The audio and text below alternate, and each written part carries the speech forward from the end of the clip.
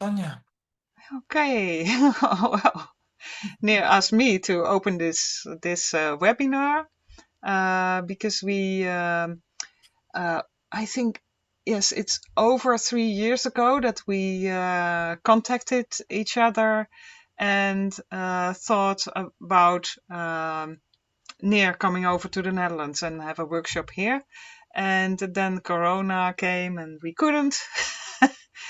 So now is the time, and I'm really excited. This is the start of the small start of this workshop in person that will be for 2.5 weeks from now, I guess. Mhm. Yeah, and in the meantime, we got to know each other a lot better, and also I got to know Nia's work a lot better, and yes, that made me all the more excited to do this with him and have him over, and now it's finally happening. So yeah, nothing much more to say. I think it's over to you, Nir, and start this webinar. Thank you, Sonia. Wow. Okay. Where should we begin? Hello, everybody, and welcome to this webinar about charter constellations. It's this in-person workshop in the Netherlands, in Amsterdam, 2.5 weeks. I know that some of you are probably not going to be there because you live someplace else, and it's perfectly fine. You're still very welcome to be here and enjoy, take part. And maybe we'll meet each other in different places and times or online in different opportunities. Yeah, so first just to mention again that this session is recorded. It is recorded in speaker mode, which means I'm being seen and everybody is being heard. So if there's anything that you don't want to share in that format, please don't. And whatever you feel comfortable with sharing in this format, please, you're welcome to do so.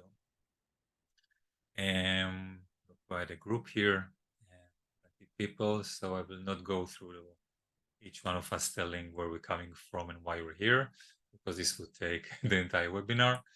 But maybe just let's check the general outline of where we are coming from. So please raise your hand if you already had some experience with constellation work. Okay, so that's everybody that are with cameras on.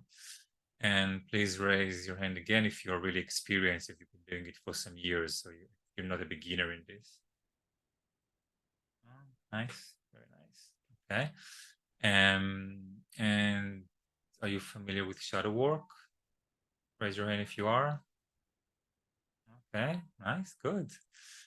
Okay, thank you. So where should we begin? I'll say a few things about myself, then I'll talk about the work.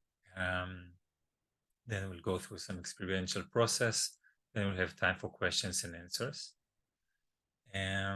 If you can stay with your cameras on, I would really appreciate it. This way I know I can see you and have a sense of where you are, and if you need any attention or if I've lost you to something. If you can do it for any reason, that's okay. If you can, it would be nice. In any of my workshops or even in short events like this, I ask you to feel comfortable. Feel comfortable physically if you need to change how you move, how you sit, or to move, or to go and bring something over to the toilet. Also, please feel comfortable if something that I say doesn't make sense to you, to say, it doesn't make sense to me, can you explain? Or just not take it into yourself just because I said it, okay?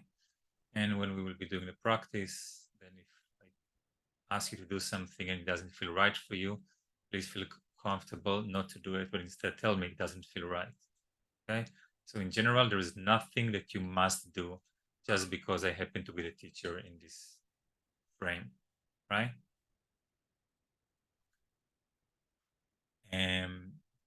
The recording will be open to people interested in the workshop. It won't be just for everybody, I guess, but people will be able to find it if they want to. Again, just know what you feel like sharing with your name attached to it. Um, yeah. Okay. So hello, my name is Nir Esterman. I'm a family constellations and embodied shadow work teacher from Israel. I've been working with people for over 20 years. But professionally, I've been probably always been working with people unprofessionally and when I was younger. So I technically have probably 40 plus years of working with people, but let's say 20 plus in a more professional setting.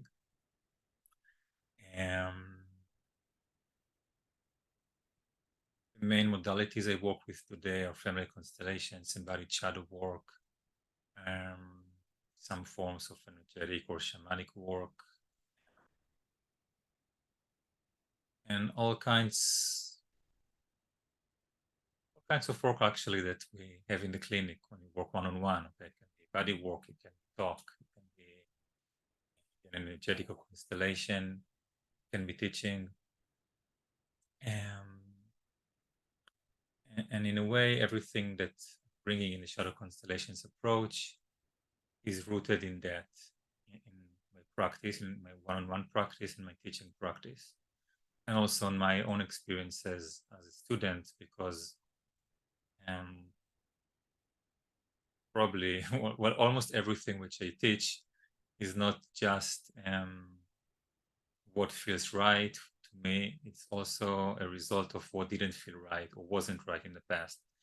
And it's like it was written in blood, okay, not physical blood, but the blood of the heart. Myself and some of my clients and my colleagues and some of their clients. Because shadow constellations is a lot about how to get in touch with what we're not in touch with and we're actually not interested in being in touch with, which affects how we meet people, which affects how we react, how we are triggered by people. And by people, it can be our children or partners. However, we will focus mainly in this training and today also in how it affects our relationships with our clients, with our students, with our colleagues, with our teachers. So in the professional sphere, although the same tools exactly can be used, and I use them on a weekly basis in my own personal life as well.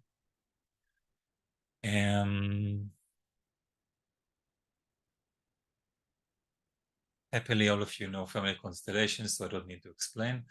And just to say that this is like one big leg of the work. And that shadow work traditionally is psychological work, the work of the psyche. It's a self part work. It's about those self parts of ourselves that we disconnected from, disowned, denied, and repressed usually when we're very young in order to belong. If I want my parents to like me, I shouldn't be taking too much space, or I shouldn't be weak, or I shouldn't be needy, or I shouldn't be pushy, whatever. You name it, someone disowned it at some part of the world at some time. And most of us do that more than once. It's not just one shadow that we have. I consider the shadow like an area or a sphere in our consciousness into which we push for a place, depending on how strong we do it. All those self parts, all those qualities of ourselves that have no place in our family, that on a very primal level sense, if we are like that, if we have it in us, we will not be loved, we will not be accepted, we will not be appreciated. We may even not be kept in the family or not kept alive. So it's a very primitive survival area in our development this time when we choose to cut away some parts of ourselves and push them into the shadow. So as I said, traditionally, the shadow is about psychology, right? my self parts, my emotions, my thoughts, my ideals, my abilities. But we're not just psyche. We're not just a walking psyche with a body, right? And we also have a soul. And whenever we push something into the shadow, we're also disconnecting from some of our soul mass. Some of it goes away. Each time we send something into the shadow, it's a small or sometimes a big trauma. And in every trauma, a part of our soul becomes unavailable to us, whether it goes away, like they say in some shamanic traditions, many shamanic traditions, the soul shards get lost and we need to retrieve them, and whether it just somehow we lose the connection with them even though they're right here. This is one place where soul work, constellation work, and shadow work meet. Another level where they meet is that there is a reason why we put things into the shadow.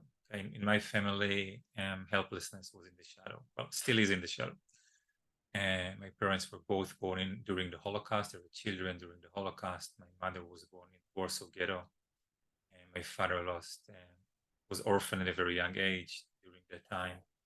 And so both of them needed to deal with the world. They couldn't have pity on themselves. They couldn't decide to quit. They couldn't decide to just say, I'll wait here until someone will pick me up and take good care of me. They had to be the people who could take care of themselves and who could take care of others.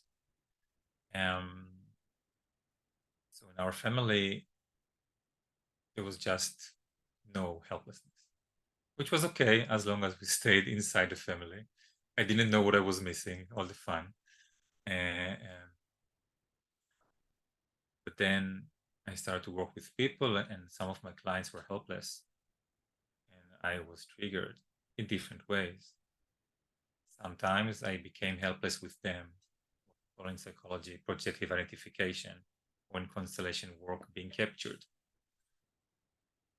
I was embodying their helplessness and I didn't know what to do with that. So I was helpless.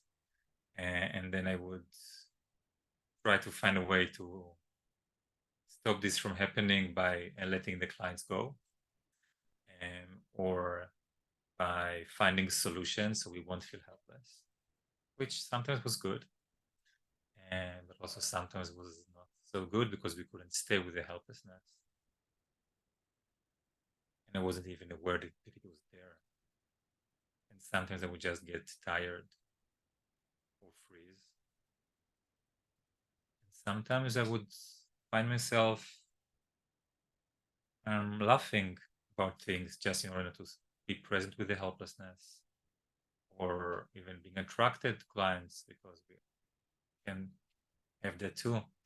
Find ourselves more interested in a client than we should be because there is something in there which draws us to them in some way. And it's usually shadow material, because what I cut off for myself, when I'm meeting it in another person, whether I'm projecting on them this or whether it's actually there, doesn't matter. Some part of me says, oh, this is really bad. We don't want people like that around us, right? Another part says, I miss that. I when I'm around that, I feel more whole. I feel like I want to become one. That thing. I want that. And it's unconscious. I don't know what draws me. Just know that I feel certain things.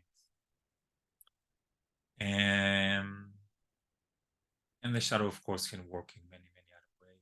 But in general, the way the shadow affects us when we are in a professional setting is that we are not in our center. We're not well grounded. We're not broadly holding the space, being able to be in touch with the entire field. We lose focus, we forget, we take an angle, like, oh, I'll look at this from this direction, right? So I'll be more judgmental and not in touch with certain parts of the field because they're in my shadow, so I can't even see them. And sometimes we'll know, you're facilitating a session and you feel it's more difficult than usual. It's difficult going, or you feel like you have to carry everything on your shoulders, or you feel like you don't want to be there. You feel like it's not going to end well. It's going to end really bad. The time will end before you will reach any good place. You know how that feels, right? And these are all different ways in which our shadows shows itself. And everything I just said is just about shadow of helplessness. Okay, if for example anger is in my shadow, as it used to be and still is to some degree, then what happens when there is an angry representative? How can I handle them? I won't feel comfortable. I feel they're too much. I feel I should shut them down, shut them up. I feel like they're not representing well. In short, I'll become judgmental. That's another sign, strong sign when we become judgmental. And sometimes I will be just so deeply captured. By captured, I mean that there is some role or some representation in the field that I'm supposed to be noticing and then bringing into the work, right? But instead, I'm unconsciously representing it.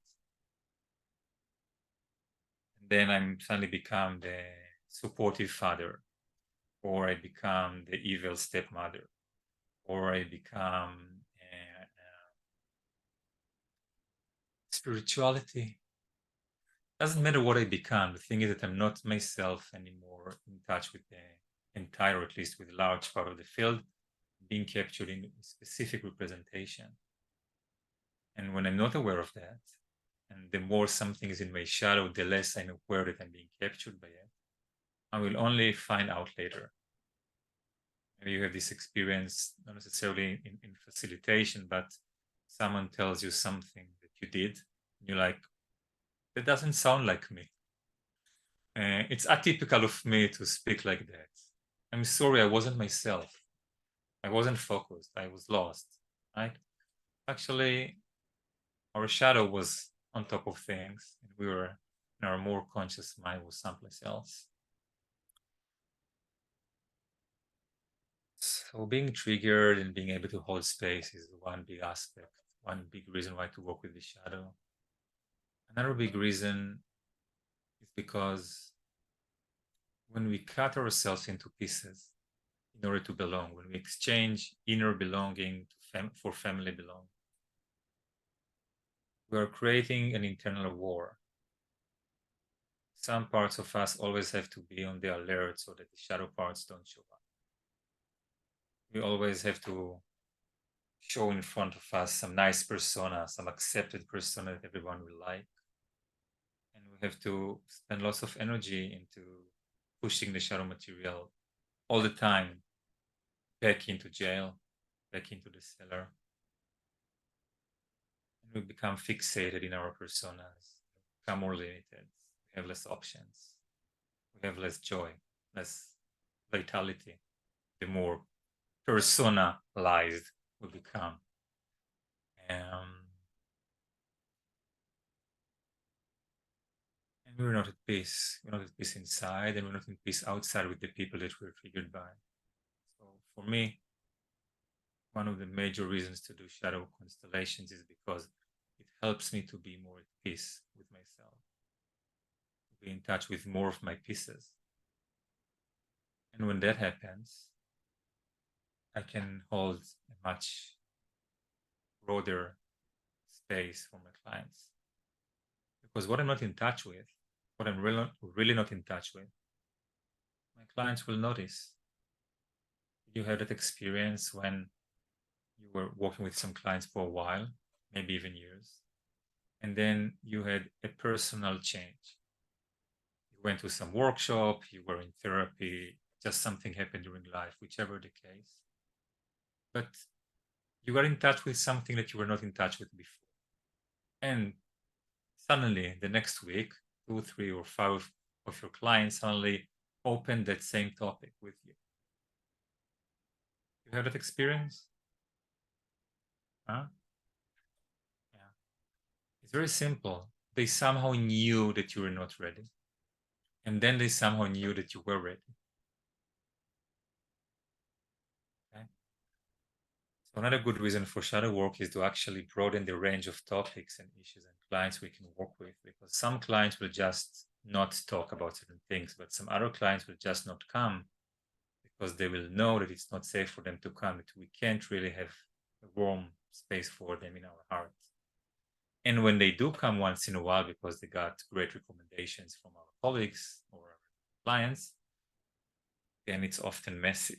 I mean, we really try, but it's not a good fit. Now, why is it not a good fit? Very often because we're triggered. They bring to us something that we can't yet be in touch with. And it's not bad or evil. It's just not what we can be in touch with at the moment. And the more that we do our own shadow work, then we can be in touch with more. So we get better, not perfect. We still make mistakes. We still fuck up. But my experience is that it happens less. It happens on different topics. That I can catch myself much faster than before, sometimes right after I said something wrong, and that I can recover from it much faster. Probably some other good reasons why to do shadow constellations. Let's see. Just don't want to go too more into theory than what I just said. Oh yeah, one more important thing. Shadows are not just personal. Cultures, societies, groups also have shadows.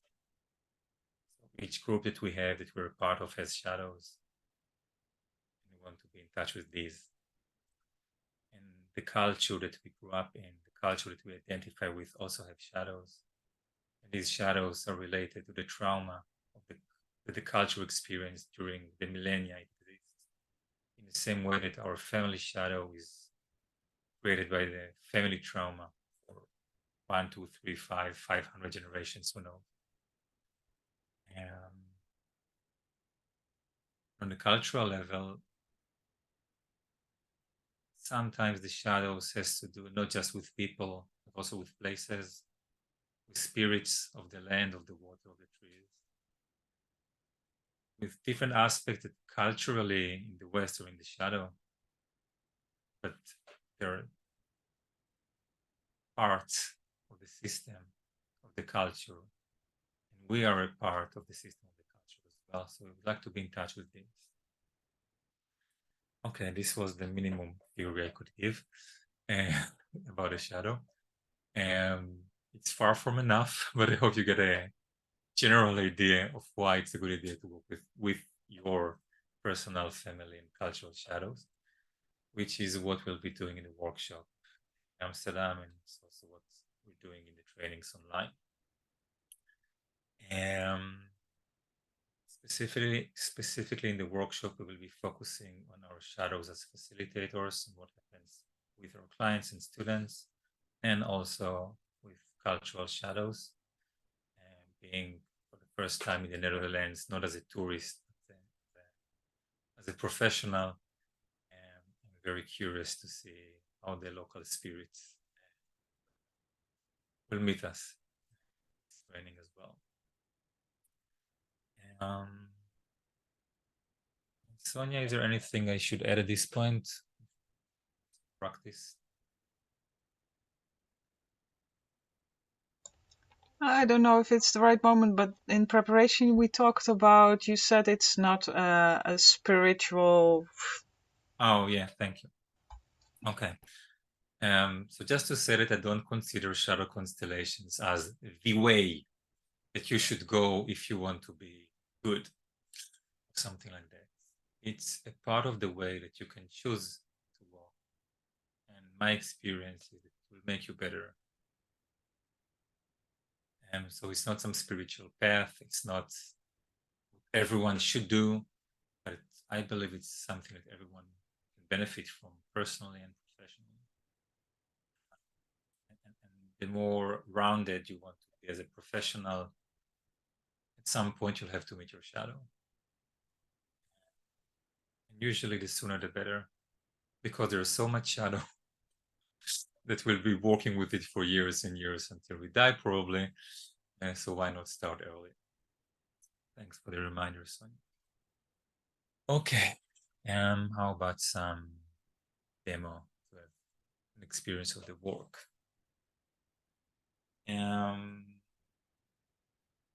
Yeah, is there any of you who would like to participate in a demo?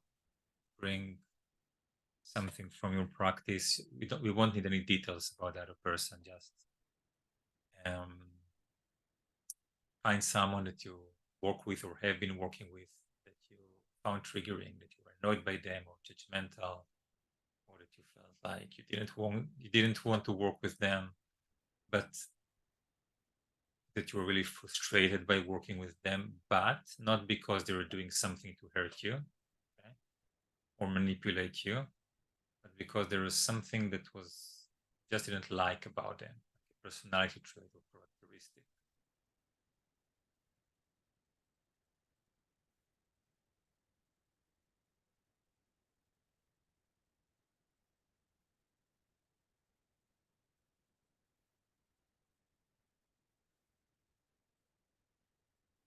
Carlo, I see you. Anyone else is interested? Just checking. Okay, so Carlo will be our brave soul. Thank you, Carlo. Okay. I'll be asking you a couple of questions. It's not about the client, it's about you. Okay.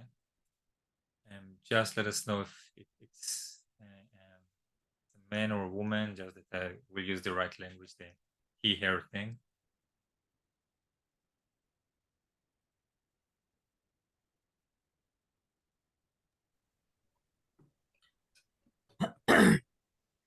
Thank you, Nir. I noticed this pattern that happens between me and women, and it happened with women over 50 and about 60, and it happened with a number of them. No? And this kind of clashes happened when I've been sharing about my work. The development of my work was happening in the field, and it is very charged. The way these interactions happen is really, still now I feel it. And I would say the most charged energy is the life force. The what? Life force. Life efforts. Mm-hmm. Life force. I put my microphone on up. Life force. Life force. Our life force. Mm-hmm. Mm-hmm. And in my work, life force is emerging together with the new earth.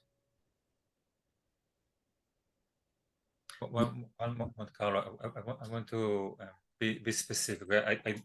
We will not go into the details of it. What I'm asking is there a certain person that is triggering you? Not because they are judgmental about you, but because they are triggering for you. Is there someone like that?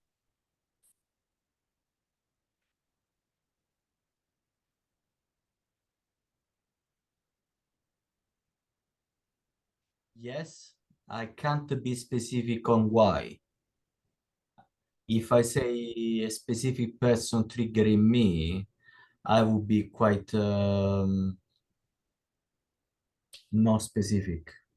So I can't answer to this question very well. Okay, It's so quite tough.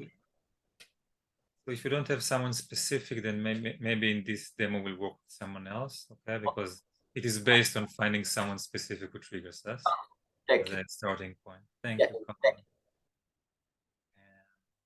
Shamista, you wrote to me that you can, although you're not coming to Amsterdam, that's perfectly fine. And would you like to bring?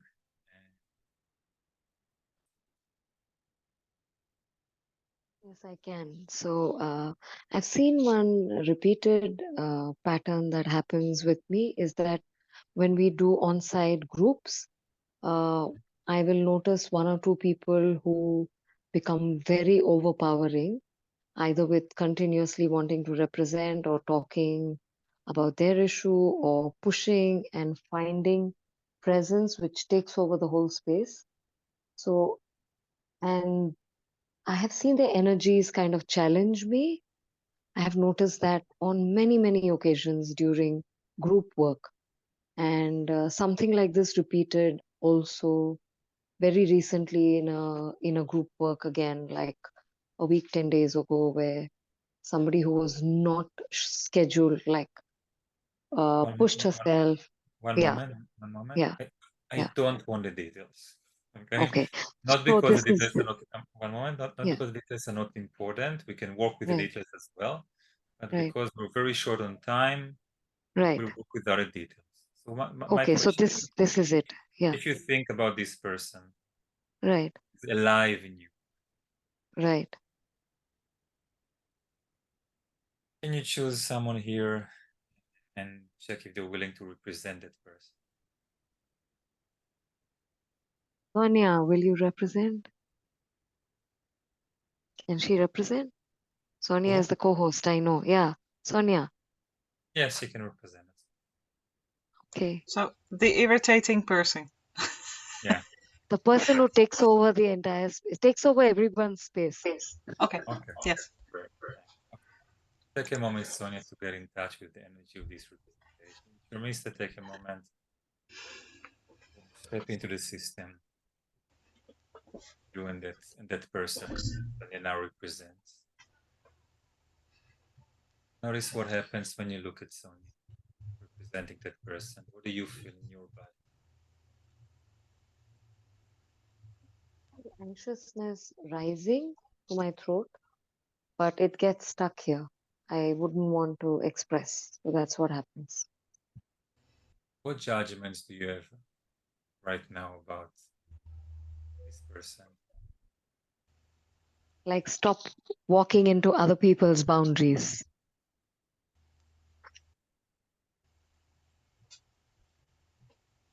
We could take time to make it very specific exactly what's this characteristic of stepping into other people's boundaries, but we'll skip that to today. Sonia, how are you? I'm good. Yeah, I'm not going to unmute. To mute ever. Okay. And I feel like creeping into the screen. Like when you say tone down, I guess more. Yes. I feel good. It's a game. Mr. Please choose, invite someone to represent this irritating quality without defining it precisely for now. Carlo, can you represent that? Carlo Cicetti, yeah.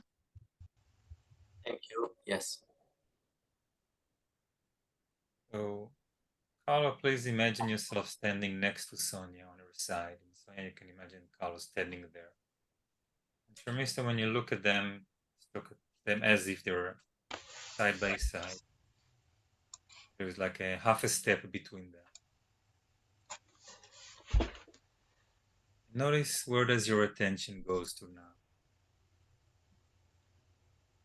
So I'm looking at Sonia, if I was in the same space, but I feel the presence of Carlo, but I don't want to look at him. So I sense him here, but I wouldn't want to look at him.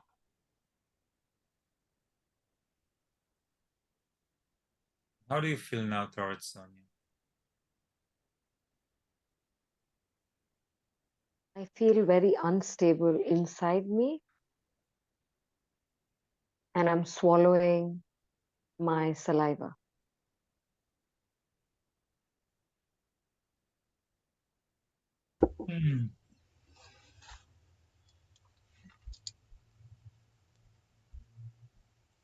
Small fork here in the plan. How you react, Sharmista? There are some signs of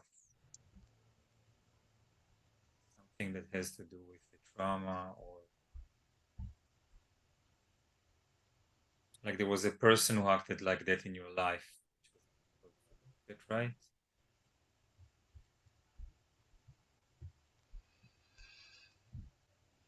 I'm checking. Yeah, I'm thinking.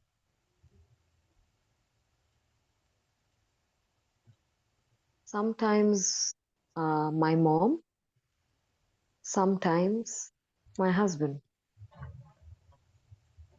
but more in the past. But yes, sometimes little alive still. When you were a child, No, that was like a beautiful time. I mean, till few years after my son was born, it was all good with my mom. It changed at some point where she wanted me to do something for my brother, and I did some part of it, and then I said, no, I can't. So things became a little difficult between her and me after that.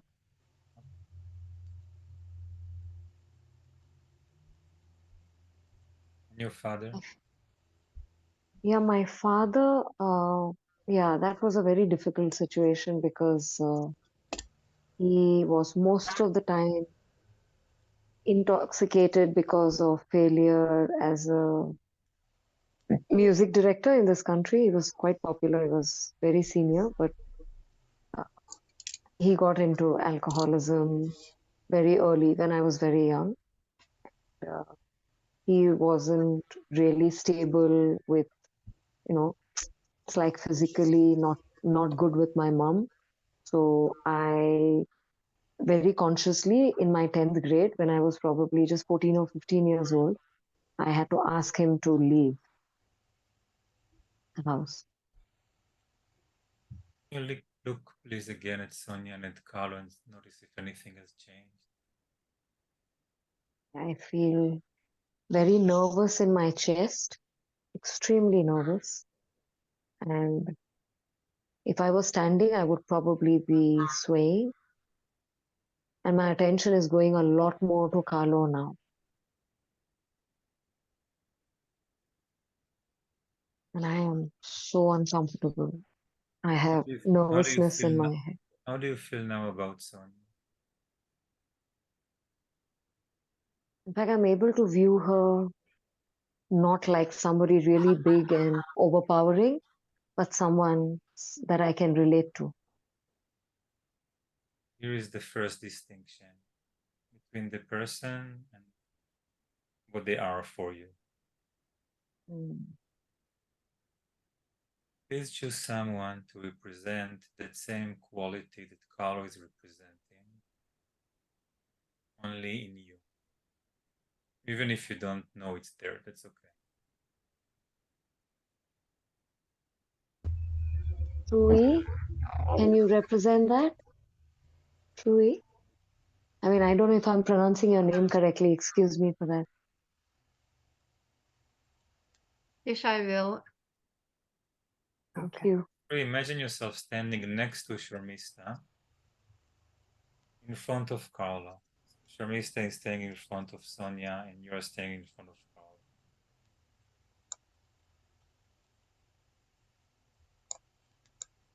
Sharmista, please notice, where is your attention now?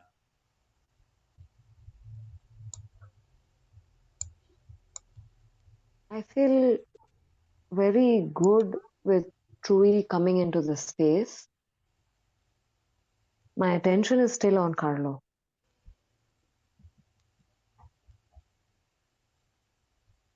But I feel like breathing better. I breathe better with Trui coming in. But my attention is still with Carlo. Rory, how do you feel? I was very nervous and a lot of sensations in my chest. And as she was talking, I calmed down. Mista and Trui, imagine that you are now turning towards each other and you're looking into each other's eyes. Notice what happens to you when you do that.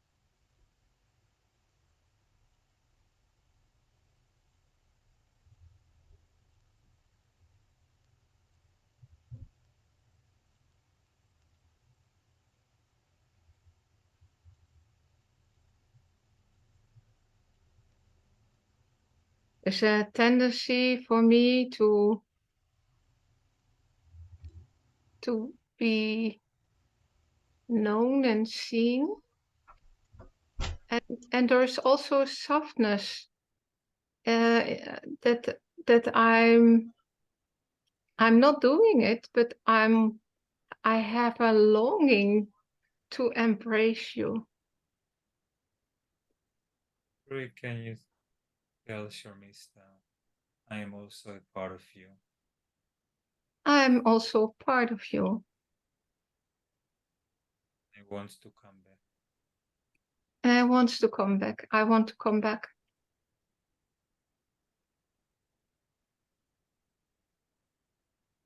Sharmista, how is it?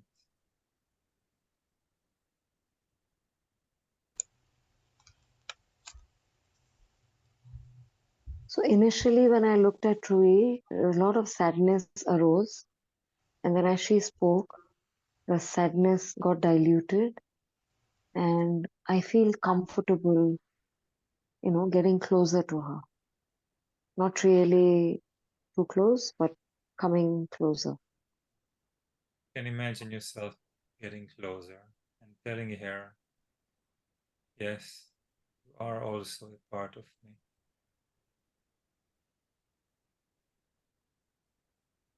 Yes, we are also a part of each other. Is it now? I feel some acceptance beginning to move through my throat into my chest. Please invite someone to present something that will support or resource you in getting more fully in touch with that part. Anna S. Anna, can you? Sure, of course.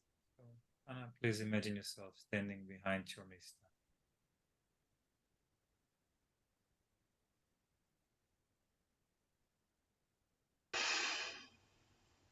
How is it now, Sharmista? My body is loosening up. It's getting looser. And it's more like I can feel the energy in my arms and my chest and my upper torso gradually just feeling through my body. It's like moving down slowly. Please repeat the sentence. You're also a part. Sorry, Neer, can you please repeat? You are also a part of me.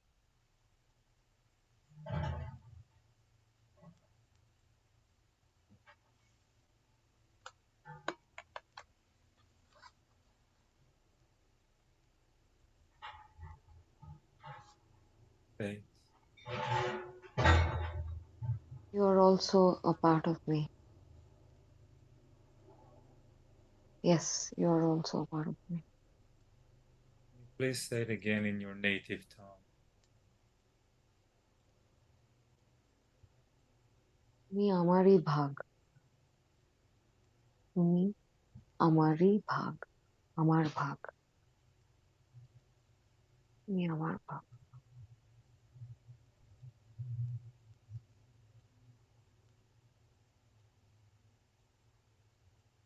I feel emotional.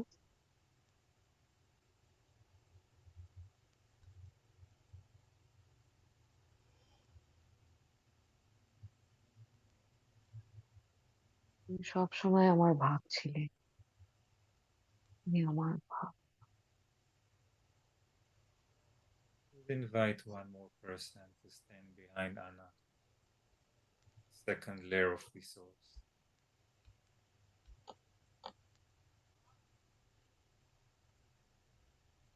Anna should invite or I should? You should. Kitty, can I invite you?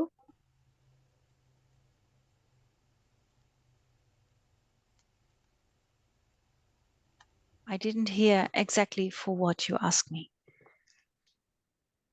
So may I invite you to be a Yes. part, Yes. To be a resource or a to be a Okay. As a resource? for Mr. Standing behind Anna. I will. Thank you.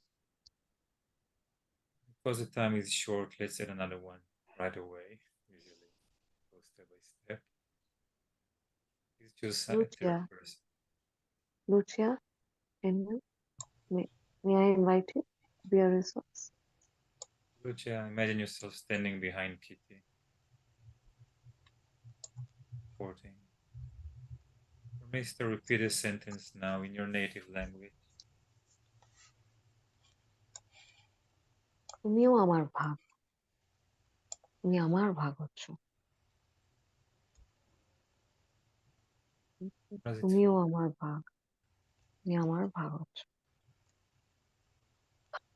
I'm able to breathe easy. I'm able to breathe easy. Thank Rory, you. how are you now?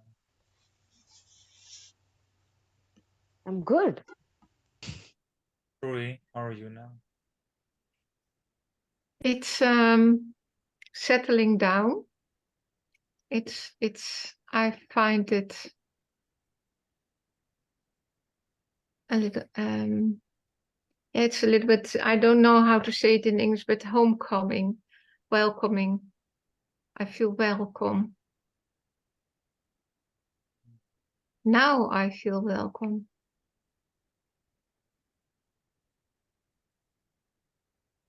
Mr. and Troy, please now turn back to Sonia and Carlo. Mr. Look at Sonia. Notice how you feel about her now. I see her vibrant, bright, shining, and so full of life. Sonia, how are you? You ask me?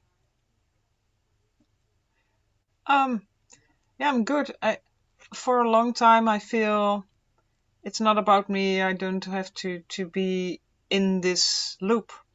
So I'm just myself. That's good. And I have my buddy Carlo next to me. That's nice. Carlo, how are you? I feel this strong message in my body that I am waiting. I can't hear you. I feel in my body, I feel in my body this strong message that I am waiting. I'm still waiting to be seen, to connect.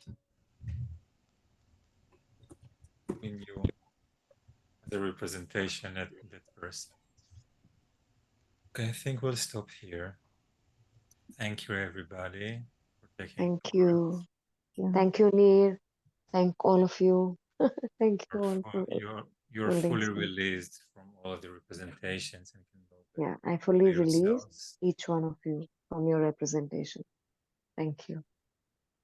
Okay, so what we did now was one of the basic shadow constellation structure, which is about moving from being triggered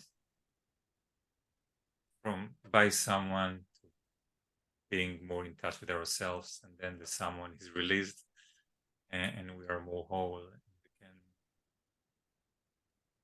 work with these people as well, or be kinder to them, or actually benefit from their presence.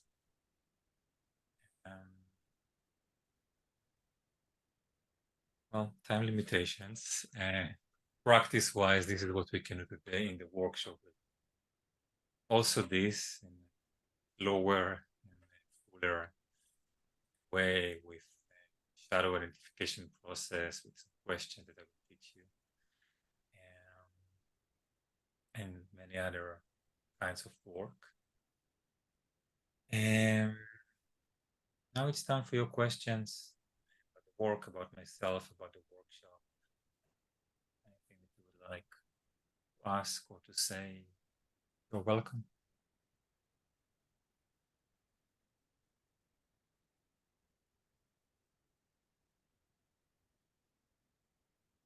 So, Neer, I just have a sentence to say, and I'd like you to correct me with what I've done. May I? Sure. Yeah, so whenever I've seen these situations repeat, somewhere in my mind, I have seen that they are dealing with a lot of hurt. So I just I'm just there, and that's it. That's all I do. Not sure what are you asking me to say. Yeah, I'm asking you, is that, having seen what transpired now, is that like appropriate? Is the response that I have had is in the right direction, or is there something else there?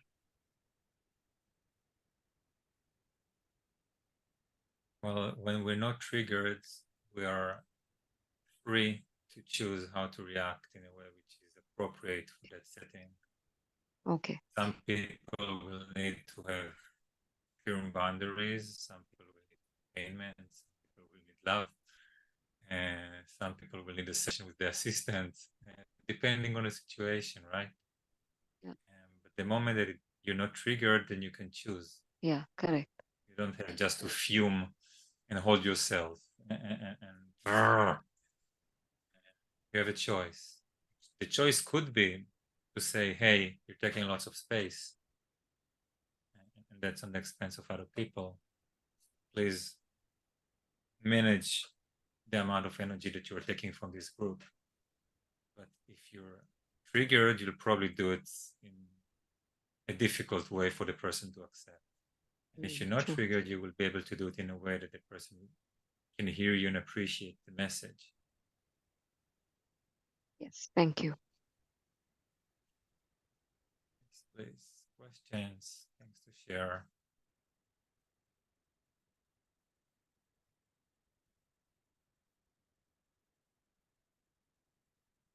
Paolo. I know that in Amsterdam you're going to teach us this anyway. I'm very curious to know what's the difference between the field, the family constellation, and the shadow added. How we access this shadow different to stay in the field of the family constellation. Is it an intention? Is it an awareness, a practice in the body? Good question. Let me see. We can get in touch with our shadow through constellations in different ways. One way is sometimes just to put a representation for our shadow. And sometimes will take more subtler forms, such as representation for something I'm not in touch with, which affects this interaction.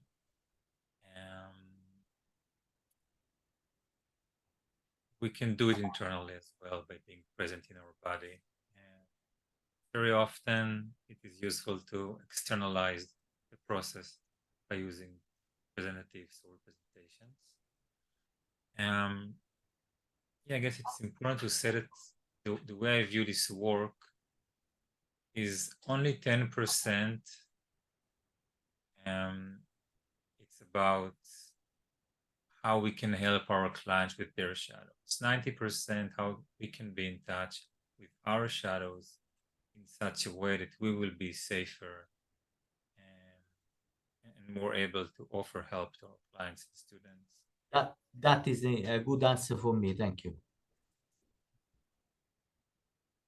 It's also my experience as a student that in every group, the group aligns itself unconsciously by the trauma lines and the shadow lines of the teacher. So when the teacher has lots of that and they're not aware, the group is suffering a lot. When a teacher is lucky and have just a little bit of that, and then the group is not suffering so much. But as teachers or facilitators, we want to be more in touch with it so that we can offer a space which is more open for learning and less for trying to find their place in relation to our unsolved issues. Yes, this is what I noticed working with you as your client and also with Amina, because the explorations that I had with you and with her, they were much wider. The field for me, in my case, it was much wider what it came up, and it was much more expanded. So I saw this, what you say, in me, in what came up with me. So thank you. Very glad to Amina is one of my students from India. Yeah. When we focus our attention on the shadow,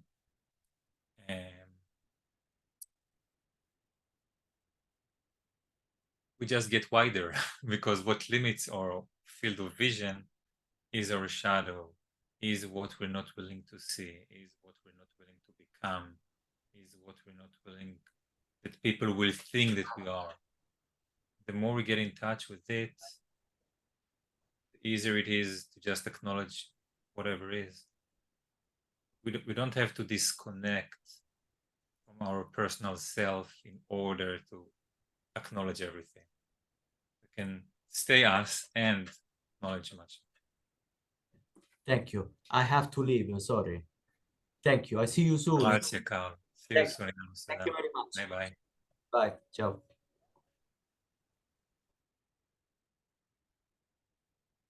Is there anyone else who would like to say something or ask something?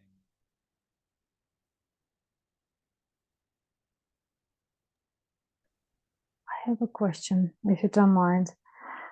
Please. You know, I don't understand the difference. You know, would it be true to say that every issue that we encounter that would be related to shadow work, let's say entanglement, can it be shadow work as well? Because we are not aware of it, we don't see that, so that's something that is not conscious for us. Would it be an example of shadow work then? Actually, no, because for something to be in the shadow, it has to be both repressed and denied. So if we don't know about something, we're not aware of something, it's repressed. We don't see it, but we're not denying it necessarily. So it could be that I'm entangled with my grandfather who was in war, and through him I know what it means to be in war, even though I wasn't in war myself. And as long as this connection is unacknowledged and unworked, I still feel my life to be kind of war. But it's not in my shadow per se, just unconscious. Shadow lies in that part of our unconscious space in which we're not willing to identify. It's easy for me to say, yeah, I sometimes feel like it's endless, like the war will never end. Okay, I can relate to that. I'm not triggered by that. If someone comes to me and says, I live my life, I keep moving on, I always push forward, and okay, no, that's okay for me. Maybe you don't want it, maybe you want to change it, we can work with it, but I'm not triggered by that. It's not in my shadow. But for example, until today in the morning, there was a baby part of myself that was very much in the shadow, very needy, very hopeless, helpless, and very, very young, unattended baby part in myself was in the shadow.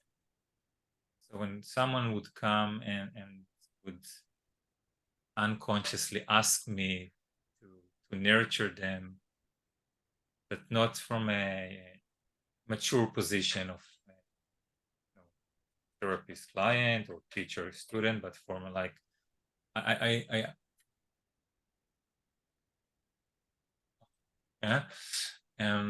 would just do this internally.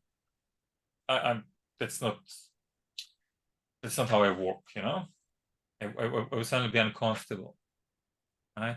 Because being that helpless and that needy, oh gosh, no, I'm working with mature people, right? Now, once I connected with that part, which didn't begin today, but today I got the another part, then suddenly like, oh, that's not so bad. I can actually find like a warm place in myself, even for a person who is that needy. And I don't have to have them mature, so mature anymore. So this was in my shadow, and now it's less in my shadow. It's partial shadow, okay? It's not a finished project yet. And remember my parents and not being helpless and needy. But I'm more open to it now. So not everything which we don't know or that we're not in touch with is in our shadow. Everything is in our which is in our shadow, we don't know about it. If it's in full shadow, most things, however, or many things are in partial shadow. We can see the tail of the shadow. And we need to catch the tail and say, what's here? Is this a cat? Is this a lion? Is it a manticore, mythical Greek monster? What is it? See how to work with it. To move from trying to run away from our shadows, identifying and embracing with them. There's a difference between shadow and trauma. Sometimes they're mixed. Today's shadow is the result of the trauma of the previous generations mostly, or developmental shadow. But what they couldn't be if they needed to survive, or what they were not able to be in touch with because it was too painful. This would go to the shadow. And our work is to be able to maintain family belonging and inner belonging instead of all the time choosing, because lots of people are like, yeah, in my family, they're not talking about money, and I'm fully talking about money. So they don't like me in my family so much. So maybe I'm more at peace with myself, but I'm not at peace with my family. And from family constellations, we know that's not great, right? But what if I can be okay with money and I can be okay with my family and they can be okay with me, even though I'm in touch with money? Wouldn't that be nice?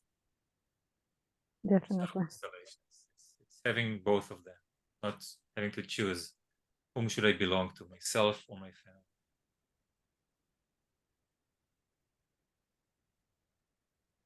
Thank you for the question. Thank you very much. We have time for one last question, comment, if anyone.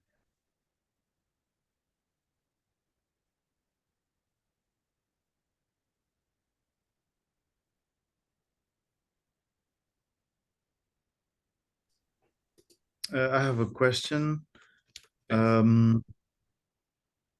It's more practical, I think, my question.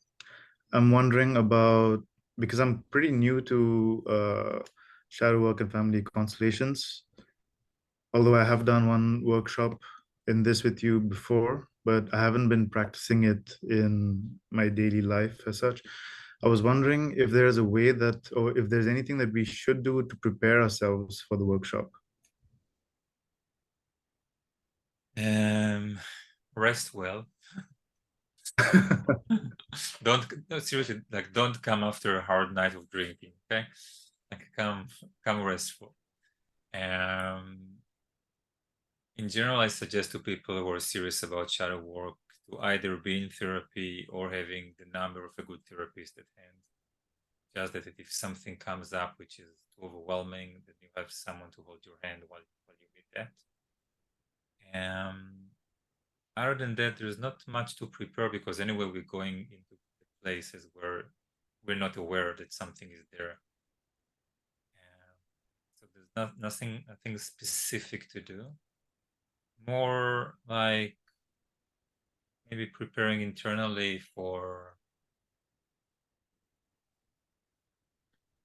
feeling strange, because when we go to some place that we're not familiar with, the first saying, oh, this is strange. Maybe it's beautiful, maybe it's not, but it's strange, right? Like finding inside yourself the intention to, oh, I'm gonna go to strange places.